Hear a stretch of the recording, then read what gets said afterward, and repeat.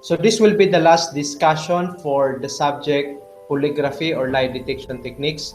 In the previous set of discussion, we talked about the importance of polygraphy. We also talked about the persons behind the development of the major parts of the polygraph machine, as well as we discussed on the phases of the polygraph examination. So today, this will be the last topic that we will be discussing.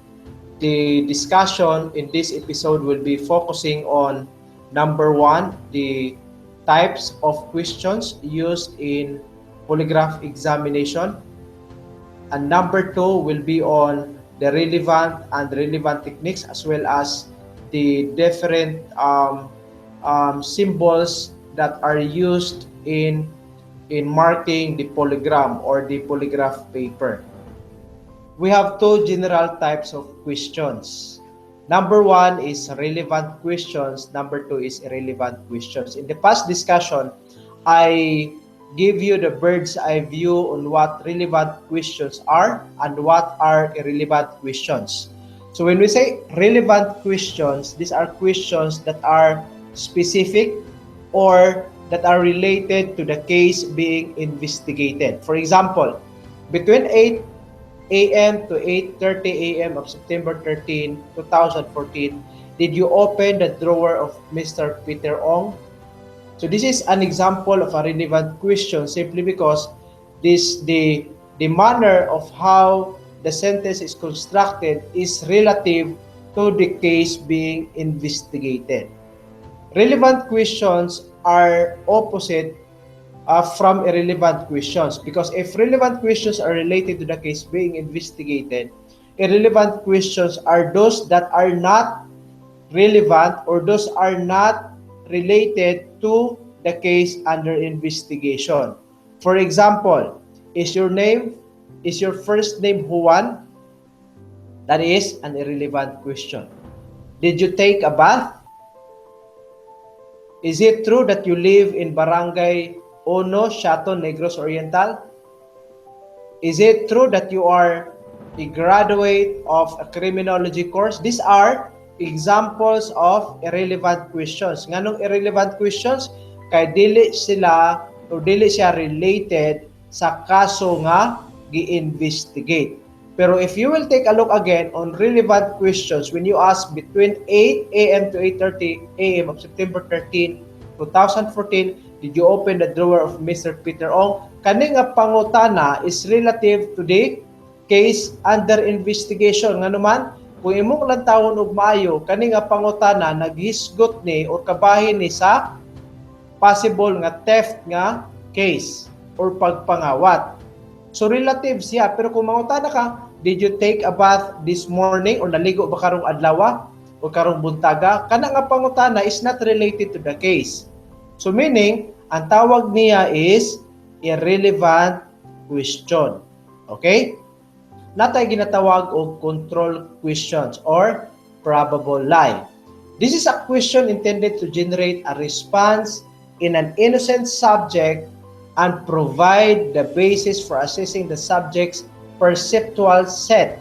Example ani is, before attaining the age of 33, have you ever stolen anything? Mabalaan nimo kung ang usa ka pangutana is a control question simply because the manner on how the question has been constructed is it usually asks on the past experiences of the subject being investigated. It usually talk about the past experiences, but those past experiences have to relate on the case under investigation. Say for example, if the case under investigation is theft, tapos mangutana ang tao nga before attaining the age of 33, have you ever stolen anything? Ang tawag ana is control question. Unsay purpose sa control question? To assess or to evaluate the subject's perceptual set. So kung mangutana, so wala pa ka edad og 33, nakasulay ba ka og pagpangawat? Control question siya. Or before ka nag-edad og 30, nakasulay ba ka og pangpandunggap o nakasulay ba ka commit og slight physical injury, kani ang tawag ana is control questions. Next is evidence connecting questions. These are intended to arouse the guilty subject and focus his attention on the probability of incriminating proof that would tend to establish his guilt. You can actually sense that this is an evidence connecting question simply because in the formulation or in the question itself, makita nimo nga naay evidence nga gi-insert. For example, kung ang sleeper maoy nakitaan sa crime scene and the sleeper can be used as an evidence against the person, pwede nimong gamiton to construct an evidence connecting question. Unsaon nimo pagkabalo nga evidence connecting question ni? Simply because ang ebidensya gi-appeal og pangutana. For example, was the sleeper found at the crime scene yours? Or mayroon ka nakita kag Latin print. Like you will construct your question this way. Was the Latin print found at the doorknob belongs to you? So Latin print ang evidence, i-appeal siya sa pagpangutana, ang tawag ana is evidence connecting question. Unsa may nakalahi sa control questions, evidence connecting questions, and relevant questions. Ang nakalahi ani, technically speaking, control questions and evidence connecting questions are all related to the crime being investigated. Pero ang nakalahi aning duha to the relevant questions simply because ang relevant questions are direct. Okay? Are direct. When I say direct, buti pasabot, diretso siya pangutana kung naabay involvement ang subject on the case being investigated. Kaya kung mangutana ka og imo bang giabrihan ang drawer ni Mr. Ong last September 21, 2020 at around 9 o'clock in the evening? So kana, ga pangutana na sa involvement sa subject on a particular crime. So ang tawag na relevant. Ang control questions again will have to take a look on the previous experiences of the subject relative to the crime being investigated. So kung ang krimen is murder by means of a firearm, pwede siguro ka mangutana og before attaining at the age of 20 years old. Have you experienced shooting someone with a firearm? So sa man na siya ang question, control question. Tapos nakakita ka og let's say slugs or bullets dito sa crime scene. So mangutana ka, were the slugs or were the bullets coming from the crime scene or found at the crime scene belongs to you? So unsa may evidence ato katong slugs or katong bullets nga nakita sa crime scene? So katong slugs or bullets nga gamit nimo to construct in the construction of the question, ang tawag niya is evidence connecting question. Next is knowledge question. These questions are intended to discover whether the subject possesses information regarding the identity of the offender or as to the location of the evidence or other secondary elements of the facts of the case. So basically, ang knowledge question will actually ask on the whereabouts or will ask on the identity of the offender. So if in case you have suspicion that the person or that the subject knows the identity of the offender, then the best question that you have to ask is knowledge question. So sa may example ani, kanang mayon ka dito nga, do you know who committed the crime? That is an example of knowledge question. Usually, ang knowledge question magsugod ko na siya og do you know? Do you know the identity of the person who stole the money of Mr. Ong? Example na siya sa knowledge questions. Next is sacrifice or DY80 questions. These are intended to obtain responses usually produced by the introduction of the first relevant questions in the sequence. These divulge the subject's norms plus stimulus and excitement stage. Example sa sacrifice question or DY80 questions, example ani is, do you intend to answer truthfully? Usually magsugod ni og, do you intend to answer truthfully all the questions I am going to ask you? So muna ginatawag siya og DY80. So kung mag-start ka ni siya, do you intend to answer truthfully all the questions I am going to ask you? Or do you intend to answer truthfully? Ang tawag ana is sacrifice or DY80 questions. Next, we also have sky questions. Ang sky questions consist of 3 questions. Meaning, usa ni siya ka pangutana nga ga-consist of 3 ka sub-questions. Tinatawag siya og sky because letter S stands for suspect, K stands for no, and Y stands for you. So una nga pangutana, because these questions are arranged in chronological order, mayroon ka dito nga, do you suspect anyone in particular in stealing Florida's money? Sunod nga pangutana, do you know who stole Florida's money? And sunod nga pangutana, ang pinaka-last is, did you steal Florida's money? So this will actually detect indirect participation or guilty knowledge on the part of the subject. The next one is symptomatic questions. These are questions that are intended to identify and assess the occurrence of outside issues that might restrain the subject's responses to the relevant questions. These are outside factors in a case which he is concerned but not the issue under investigation. So example ani, are you now convinced that I will not ask you any questions aside from the questions that we have reviewed?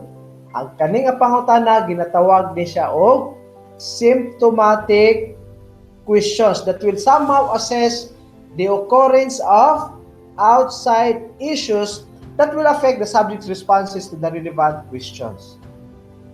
So mao toy mga type of questions that are used in phase 3. Again, we have 4 phases in the polygraph examination. Phase 1, interview with the investigator. Phase 2, pre-test interview with the subject. Phase 3, the instrumentation or the actual test. And phase 4 is the post-interview with the subject. So katong mga questions, mao toy dapat imong gamon. Asa man ka nga phase mo gamaong questions? Ato ka sa phase 1. Okay? Sa phase 1 ka magama og questions. So ang kani nga mga questions kay imong gigama adto nimo ni gamiton dito sa phase 3 katong sa actual na nga lie detector test. So in the actual test in phase 3, pwede kang mogamit kani ginatawag og relevant and irrelevant technique. Okay? Mogamit ka og relevant and irrelevant techniques. So consist siya og different tests in relevant and irrelevant technique. So pwede ka mogamit og different questions nga imong gibase sa imong facts being gathered in your interview with the investigator. So after you gather the facts from the investigator, like you gather the deposition or the affidavits of the witnesses, the incident report, the sketch of the crime, ug tanan-tanan nga mga facts nga imo ang nakuha in phase 1 sa paggaman nimo questions, pwede nimo to nga ma-utilize. So again, ang relevant and irrelevant techniques consist of 5 tests. Una is kaning ginatawag og GQT. Okay? Or the general question test. So unsa man ang general question test?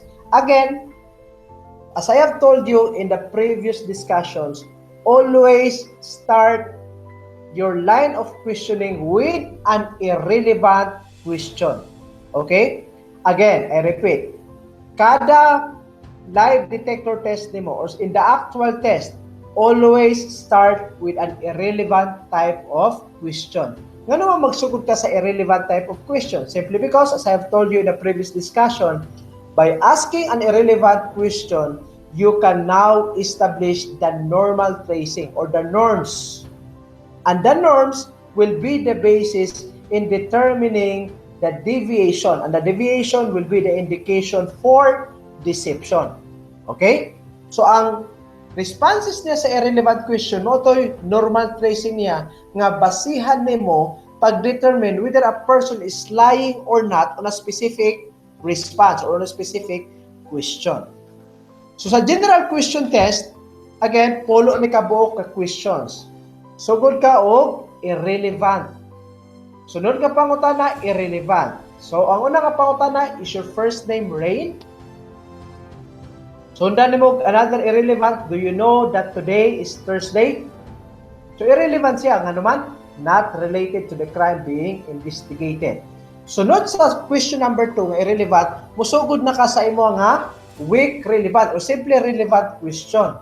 Kung sa ganitong relevant questions, these are direct questions that will ask or that will identify the direct involvement of the subject to the crime being investigated.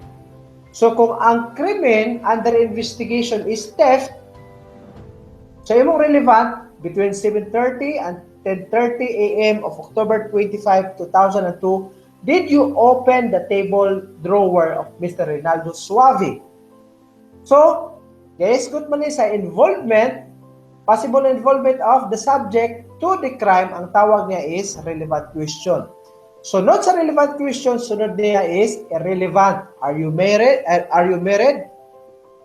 So, sunod sa relevant question, are you married? That is an example of irrelevant question. Then next to irrelevant question is strong relevant. Kung saan may nakalay sa strong relevant o sa weak relevant? Actually, this can be used interchangeably. But technically speaking, when we say strong relevant, mas specific siya sa crime nga gi-investigate. Mas specific siya ang pag-determine sa involvement sa tao. Kaya sa weak relevant, ang iyang gisgutan is pag-open man lang sa drawer. So, posible nga, ni-open ka sa drawer, pero wala ka ni kawat sa kwarta, o ka ni kawat sa kwarta. Muna ginatawag siya og weak or weak relevant. Nga naman, dili kaayo strong ang pag-identify sa involvement. But in strong relevant, kanang mo yung kalito nga, were you the one who actually stole the missing 50,000 cash money of Rinaldo Suave? So, strong siya in a sense that it directly ask the involvement of the person to the crime being investigated. Pero again, pwede na ni magamit interchangeably. After question number 5, you ask the control question. Again, control question, it talks about or it asks about the previous experiences of a person. So before attaining at the age of 25, have you ever stolen anything? So control question. So not sa control question in question 7, we have irrelevant. Do you know how to read? Irrelevant siya kay dili related sa crime. Question number 8, evidence connecting. Anong evidence connecting? Again, naay specific evidence nga gi-appel sa pag-construct sa questions. So sa maning ang pangutana, were the bunch of keys recovered under the table of Mr. Rinaldo Suave yours? So sa may evidence nga gigamit ani sa pag-construct sa question, ang keys, ang yabi nga na-recover sa under the table of the complainant or the victim. The question 9 is knowledge question. Again, ang knowledge question will ask the subject whether he has personal knowledge of the identity of the perpetrator. Kaya basig dili siya magakuha. Nya nasa ay personal knowledge kung kinsa ang gakawat sa kwarta. So unsay pangutana? Do you know who stole the cash money of Rinaldo Suave? So knowledge question. Last question would be secondary control. Have you ever stolen anything from your current employment? So many again, control question simply because it asks about the past or previous experiences of the subject. So muna siya ay chronological orders in the line of questioning under general question test or the GQT. Now, ang test 2, which in my opinion should not be utilized, is known as the card or number test. Okay? So, pwede lang, in my own opinion, ayaw lang ng card or number test. Because the card or number test, cadets, is a type of a test in the polygraph examination that will determine the credibility or the expertise of the polygraph examiner. This is the test that will assess whether the polygraph examiner is expert or not in polygraph examination. So, sa may metabo sa card number test, again na, pwede lang ni i-escape. Ayaw lang ni o gamita. Pero kung ganahan ka, kung makabalo ka, ganahan ka makabalo kung kaning polygraph examiner, expert ba ni, o basi ka pinasagadra ni, pwede kang, yung ka nga, sir, pwede kang mag-card or number test. That will assess the credibility of the expert. So, in card or number test, there are 7 numbered cards. O sama yung mga numbers? 15, 8, 5, 14, 12, 4, and 3. Tapos, kanang 15, kaning mga numbers nga pito kabok, imo ni siyang ikulob, okay? Ikulob nimo ni nga mga numbers. Tapos the subject will be instructed to get a card. So meaning only one card that should be chosen by the subject. Let us say for example, out of the 7 numbers, ang subject iyang kuwaon ang 4. Okay? Tapos, nakakulog pa ni tanan, ang polygraph examiner does not have the knowledge on the specific number chosen by the subject. So meaning, if the subject picked up number 4, ang polygraph examiner wala siya kabalo kung unsa nga number or unsa nga number ang gikuha or gi-pick up sa subject.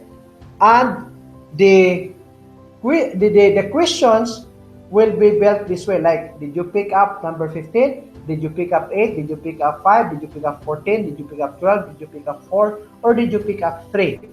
Tapos, in the card number test, tanan nga answer sa subject will be no. Okay? So, kung mangutana og did you pick up 15, tapos no man ang tanan nga answer, mingon ang subject nga no. So, buti pasabot, wa man siya ni-pick up og 15, kaya ang gi-pick up 4 man, buti pasabot, wala siya galay in number 15. Did you pick up 8? The answer again would be no. Again, there is no lying. Did you pick up 5? No. Did you pick up 14? No. Did you pick up 12? No. Did you pick up 4? Tapos mo answer again og no. Did you pick up 3? No is the answer. Kaya naman, sa tanan ng mga pangutanaan ay dapat imong answer is no. So, buti pasabot, out of the 7 questions where you answered no, you have been lying in 1 question. Kana pa iyon dito nga, did you pick up 4? Tapos ningon kang no, dapat makita sa polygraph examiner nga naay deviation on that part of question. Nga naman, kay ang 4 nga number maoy imong gi-pick up or mo'y imong gi-choose. Okay? So, paingon dito nga, did you pick up 4 and you answered no, the polygraph examiner should spot or should know or should identify that in that question, that subject is lying. Kay kung mingon ang polygraph examiner, mingon siya nga, ang imuhang gi-pick up is number 14. Tapos ang imo dahil gi-pick up is 4. Buti pasabot, dili pa kayo expert ang polygraph examiner. Nga naman, wala siya naka-identify that you pick up 4. Supposedly, he should know that there is deviation. He should have the skills in identifying the deviations under number 4 because that is the number that you choose to pick up. Okay? Ang tawag ana is card or number test. Now, ang spot responders test, which will determine the responsiveness of the subject to critical questions and will also serve as a check on possibility of spot response, gi-arrange ni siya into random questions. Okay? So, kung unsa tong question sa general question test, same ra gyapon nga questions under SRT or spot responders test. Ang nakaproblema lang or nakalahi lang kay sa GQT, sunod gud siya question 1 up to question 10, pero kani gikan sa question number 1, ni jump siya question 3, ni balik og question 2, ni balik og question 5, then ni balik og question 4, meaning gi-mix ang questions nga nigawa sa general question test. But then again, the general rule of thumb is the first question should always be an irrelevant type. Why? Because in that first question, that is the area where you determine the normal responses of the subject. Aside from the SRT, napaka kinatawag og mixed question test. Okay? Ang purpose ani is to compare the degree of reaction between the relevant and control questions. So again, same questions lang gihapon, pareha lang nga pangutana, pero imo siyang gi-mix na pod, right? Gi-usog into random questions. So magsugod again ka og irrelevant. Question number 4 is irrelevant. Question number 1 is irrelevant. Then balik ka sa question 9 up to question 10. So if in case gaduda pagod ka because you cannot get the responses, the specific deviations on the tracing, pwede kang mo proceed sa silent answer test or the SAT. In the silent answer test, the subject will have to sub-vocalize the answer, meaning when the person or when the polygraph examiner will ask the questions, the subject will only be silent in answering, meaning is sub-vocalize lang niya ang iyang tubag. Okay? So di siya mo istorya. So pagpangutana nga, is it true that your first name is Carl? So mutubag siya using his mind only or mentally. Isab-vocalize lang niya, di siya mo istorya. Tapos, hulat ka og 15 seconds, tapos proceed ka sa next question. Ang tawag na is silent answer test. If in case, di pag yun mo makuha ang responses or specific deviation, you can proceed or you can have another test. Ginatawag ni siya og yes test. In cases where there is a distortion arises on the general question test, card or third test, this test should be administered before the mixed question test. Okay? Before sa MQT, giving the instruction to the subject to answer yes to all questions to be asked. Okay? So, before the subject sa mixed question test, ginatawag sa yes test simply because the subject will answer yes to all questions. We also have the Gelt complex test. If the response on the previous test is doubtful, it becomes essential to conduct this test. This consists of a test concerning fabricated incident if a similar nature but one which appears to be real insofar as the subject is concerned. The purpose of this test is to compare the responses with those that emerge in the actual test record when questions were asked about the issue under investigation. Last is the peak of tension test. This test is applicable only in cases where the subject has not been informed by the investigator or by the other persons or other sources of all the vital facts of the offense in question. The examiner prepares 7 questions and one of them is the specific bearing on the case na under investigation. So kani nga peak of tension test, pito ni ka pangutana. Example ani is, do you know whether the stolen watch of Roy is an Adidas? So pwede question ni siya kay ang nawala nga relo is not an Adidas but rather a Seiko. So asa man Seiko dapit? Nasa question number 4. So buti pasabot, pwedeng questions ang 1, 2, 3, 5, 6, and 7. Anong pwedeng questions? Simply because you really know nga ang nakuha nga brand or model sa relo is Seiko under question number 4. Not Timex, not Citizen, not Rolex, or not Guess, but under question number 4. So, mao ni mga different types of tests nga imo nga gamiton. So, again, ang relevant, irrelevant questions nga consist siya og GQT or the General Question Test. Ang card number test nga ikaduha, pwede nimo na siya gi-skip. Ang purpose sa card number test is only to determine the credibility or the expertise of the polygraph examiner. Then proceed ka sa SRT or the spot responders test. Sunod sa spot responders test would be the MQT or the mixed question test. Sunod sa MQT would be the silent answer test.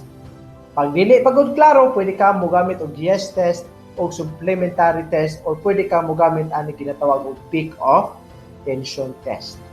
Lastly, for you not to be confused with the tracings in the polygram or on the polygram, what you will do is in everything that you ask, there has to be a symbol or a sign that is marked in every question. Okay? So the symbols or the markings are factors or things that will guide you during your interpretation. Okay? For example, X. Bubutang kag X kung gasugod na ka sa test. Asa nimo na ibutang dito sa polygraph paper. Beginning of the test, X. Human sa test, double X. Okay? Next would be a diagonal. First, single diagonal, double diagonal. Kung single ka diagonal, meaning pagsugod sa pagpangutana, duha ka diagonal, bot ipasabot pagkahuman sa pangutana. For example, nangutana ka, question number 1, is it true that your first name is Rain? So before ka mangutana na, butang kag X, bot ipasabot, gasugod na ang test. Tapos question number 1, is it true that your first name is Rain? So una nga diagonal. Tapos sulat kag 15 to 20 seconds, bubutang ka og duha ka diagonal. Bot ipasabot, una nga pangutana, kanang iyaha nga area sa una nga pangutana is na-enclose sa una nga diagonal o sa double nga line o double nga diagonal. If the subject will answer yes, ang imong nga gibutang is positive sign. Kung no ang iyang gi-answer is negative sign. So buti pasabot, kung ningon ka dito pagpangutana, musugod ka sa imong test. Una is single nga X. Sunod, bubutang ka og number 1. Tapos, isa ka diagonal. Is it true that your first name is Rain? Tapos, ni-answer siya og yes, positive sign. Tapos, hulaton ni mga 15 to 20 seconds, bubutang ka og double diagonal. Buti pasabot, kana nga area kutob ang sa question number 1. If the subject is talking other than yes or no, you put T. Okay? Letter T. If you will give instructions while the polygraph paper is running, you put TI. If the subject coughs, butanin mo itong letter C. O kung na unnecessary movements, butanin mo letter M, dash, dash, dash, letter M, kung asa taman ang paghunong sa movement. Kung gahatag ka og movement instruction, pwede butanin mo MI. Kung nakay adjustment in the polygraph machine, butanin mo open parenthesis, close parenthesis. If the subject clears his throat, butanin mo CT, OSN for outside noise, S for sigh, SN for sniff, and SC for sneeze. If the subject burps, butanin mo B, nikatawa siya, L, ng huyab or yawn, letter Y. If he changes his voice, you write VC in the polygraph paper. For involuntary movements, bubutang ka og IM. Ang involuntary movements for the pog letter M, dash, dash, dash, up to asang area siya na I movement. If there is discomfort, butangan mo og arm, then BI for breathing instruction. If the subject asks for the repetition of the question, butangan mo og RQ. Kung nagka-paper jam, butangan mo og PJ. Cardinal rules in chart interpretation. There must be specific response. To be specific, the response must form deviation from the norm. Gusto maning norm again. Ang norm is established by the irrelevant question. Is it true that your first name is Rain? Kanang responses niya diya, ang tracing mo na yung mga norms. So kung nilahi ang answer niya sa relevant questions, meaning ni deviate sa tracing sa norms, both ipasabot, pwede na siya makonsider na specific response or deviation. It must appear in at least 2 test charts. So kung deviation siya sa galvanograph, deviation sa pneumograph, pwede. Or deviation siya sa mixed question test, deviation po siya sa general question test, posible na nga makonsider din mo siya specific response. And you will conclude that the person was telling a lie on that specific question. The best indication of deception is the simultaneous specific responses in the 3 tracings of the chart. So kung ni-deviate sa galvanograph, pneumograph, o sa cardiosphemograph ang yan tracing, both ipasabot, pwede siya magamaog, matawag ni mo specific response, meaning he was lying on that specific question. Alright, so those are the topics under polygraph examination. So I would like to end the discussion with the saying the distance between studying and passing is the same distance between your knees and the ground. All we have to do, cadets, is we have to pray. When you take the board examination, you pray. Before you study, you pray. And after you study, you have to pray because it is by spiritual guidance where knowledge or wisdom comes in.